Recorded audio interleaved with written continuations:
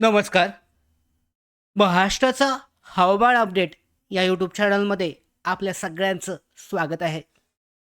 सध्याच्या स्थितीनुसार आपण आजच्या व्हिडिओमध्ये उद्याचं म्हणजे 5 मे 2026 दिवसभराचं रात्रीचं जे हवामान आहे कशा पद्धतीचं असेल, महाराष्ट्रातील कोणत्या भागामध्ये पावसाची शक्यता, गारपीट, विजांसह पाऊस पडण्याची शक्यता आहे याची माहिती आपण पाहणार आहोत.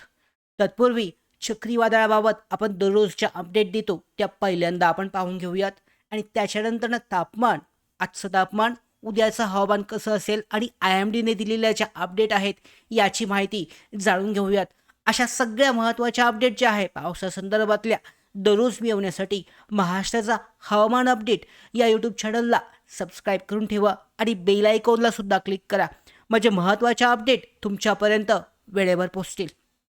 तर आता सुरुवात करूयात. यामध्ये सगळ्यात अगोदर आपण कालच्या व्हिडिओमध्ये सांगितलं होतं की 17, 16 आणि 17 तारखेला अरबी समुद्रामध्ये ECMWF मॉडेलमध्ये चक्रीवादळ हे दाखवलं जात आहे.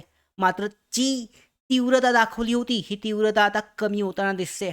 अर्थात पाहू शकता GFS असेल, GFS मॉडेल जे आहे या अंतर्गत बंगालच्या उपसागरामध्ये चक्रीवादळ दिसून येत आहे आणि त्याचवेळी ECMWF हे अरबी समुद्रामध्ये त्याच दिवशी म्हणजे त्याच तारखेला हे चक्रीवादळ दर्शवत आहे. तर यामध्ये एक समानता नाही आहे. पुन्हा एकदा अजून 3 ते 4 दिवस यासाठी लागू शकतात आणि त्याच्यानंतरनं ही जी चक्रीवादळाची स्थिती जी आहे कोणत्या ठिकाणी नक्की बनत आहे, कशा पद्धतीने ही जी पुढची प्रक्रिया असेल, कशा पद्धतीने ही हालचाल होते हे आपल्याला समजून येईल. सध्या तरी त्यामध्ये जे मॉडेल आहेत हे कन्फ्यूज असताना दिसत आहेत, म्हणजे पूर्णपणे एक एक असं दाखवत नाही आहे. पाहू शकता तर GFSमध्ये जर तुम्ही चेक केलं तर GFS या ठिकाणी चक्रीवादळ 11, 10 आणि 11 तारखेला दाखवत आहे आणि हे चक्रीवादळ जे आहे पुन्हा एकदा थोडंसं खाली तामिळनाडू या भागामध्ये आलेलं आहे. तर अशा पद्धतीने हे बदल जे आहे हे बदल होत आहेत. मात्र अजूनही पूर्णपणे मॉडेल जे आहे 100% कन्फर्मेशन अशा पद्धतीची माहिती जी आहे हे देत नाही आहेत. पुढच्या 1 ते 2 दिवसामध्ये किंवा 3 ते 4 दिवसामध्ये कन्फर्मेशन मॉडेलनुसार माहिती जी आहे हे आपल्याला समजून येईल. तर आता आपण आजची जी अपडेट आहे, आजचं जे हवामान आहे यामध्ये 5 मे 2026ला हवामानाचा अंदाज हा कसा असेल हे पाहून घेऊयात. तर महाराष्ट्रामध्ये काही जिल्ह्यांमध्ये 5 मे 2026 रोजी म्हणजे उद्या मेघगर्जनेसह पाऊस पडण्याची ही शक्यता आहे.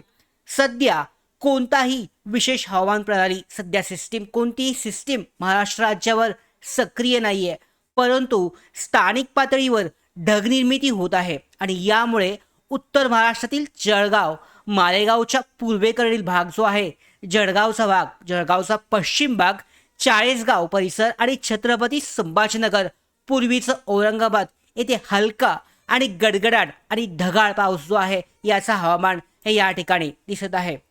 त्याचबरोबर उत्तर भारतामध्ये पश्चिमी विक्षोभ जो आहे, पश्चिमी आवर्त हे सक्रिय असल्याने राजस्थान, मध्य प्रदेश, पूर्व भारत आणि पूर्व किनारपट्टीवर पाऊस जो आहे हा होण्याची शक्यता आहे. सध्या त्या भागामध्ये पाऊस होत आहे. जर तुम्ही सॅटेलाइट इमेज जर चेक केलीत, या ठिकाणाची सॅटेलाइट मॅप जो चेक केला तर त्यामध्ये सुद्धा तुम्हाला अशा पद्धतीने पावसाची स्थिती जी आहे सक्रिय या ठिकाणी दिसून येईल आणि ते चेक केले जाऊ शकते. हा जो लाईव्ह मॅप आहे ह्या लाईव्ह मॅपमध्ये सुद्धा ती स्थिती जी आहे हे दिसून येते आणि ते चेक केली जाऊ शकते. सॅटेलाइट इमेजमध्ये सुद्धा या पद्धतीने ती दाखवलेली आहे, ती जी आहे चेक केली जाऊ शकते.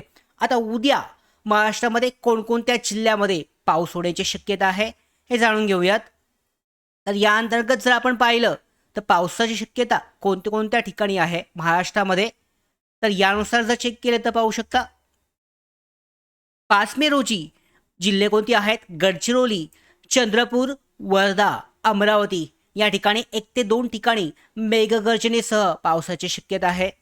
त्याच्यानंतर जर आपण पाहिलं पुढे जर पाहू शकता यामध्ये सॅटेलाइट इमेज सुद्धा तुम्ही सध्याचे लाईव्ह इमेज चेक केलीत तर या ठिकाणी थोडेसे पावसाचे ढग जे आहे हे दिसून येत आहेत. उद्यासाठी नागपूर आहे, भंडारा, गोंदिया, यवतमाळ या ठिकाणी स्थानिक ढगनिर्मिती झाली तर गडगडाट होऊन पाऊस जो आहे हा होऊ शकतो.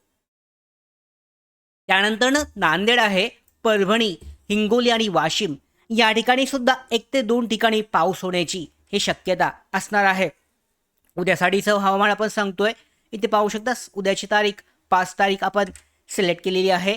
अकोला असेल, बुलढाणा, छत्रपती संभाजीनगर या ठिकाणी सुद्धा स्थानिक पाऊस होण्याची शक्यता आहे. जळगाव, दक्षिण धुळे, दक्षिण नाशिक काही भागांमध्ये गडगडाटी पाऊस जो आहे हा होऊ शकतो. अहिल्यानगर या ठिकाणी सुद्धा स्थानिक ढगनिर्मिती होऊन एखाद्या ठिकाणी गडगडाटी पाऊस जो आहे हा होण्याची शक्यता आहे. त्यानंतरनं नंदुरबार, धुळे, जळगावचा अतिउत्तरेकडील भाग या ठिकाणी एखाद्या ठिकाणी मेघगर्जनेसह पाऊस जो आहे हा संध्याकाळच्या वेळेला होण्याची हे शक्यता दिसते या भागांमध्ये. त्याच्यानंतरनं पश्चिम महाराष्ट्र आणि दक्षिण मराठवाड्यामध्ये ढगनिर्मितीवर लक्ष ठेवून त्या भागांमध्ये कोकणात थोडंसं वातावरण हे कोरडं राहील. मात्र त्या ठिकाणी थंडीची उष्णतेची लाट जी आहे ही कमी झालेली आहे. वातावरण थोडंसं कमी उष्ण असणार आहे. उष्णतेची लाट त्या भागांमध्ये नसेल. पाहू शकता ढगाळ वातावरण हे या भागांमध्ये दिसून येत आहे. तर या भागांमध्ये पावसाची शक्यता आहे. वीज यामध्ये गडगडाटी मेघगर्जनेसह पावसाची शक्यता या भागांमध्ये दिसून येते. मात्र महाराष्ट्राचा मध्य महाराष्ट्र असेल, त्याचबरोबर कोकण किनारपट्टी या भागांमध्ये कोणत्याही पावसाची शक्यता सध्या तरी दिसून येत नाहीये. तर हवामान विभागाचं काय अलर्ट आहेत, भारतीय हवामान विभागाने कोणकोणत्या भागांसाठी अलर्ट दिलेत ते सुद्धा तुम्ही चेक करू शकता. यामध्ये उद्यासाठीचे 5 मे साठीचे आपण अलर्ट चेक करणार आहोत. जो मॅप दिसतोय या अंतर्गत उद्यासाठीचे जे अलर्ट आहेत यामध्ये कोणकोणता भाग आहे. मध्य महाराष्ट्र आहे, विदर्भ आहे. मध्य महाराष्ट्रासाठी विदर्भासाठी येलो अलर्ट आहे. त्याच्यानंतरनं यामध्ये जो महाराष्ट्र आहे पाहू शकता, तेलंगणा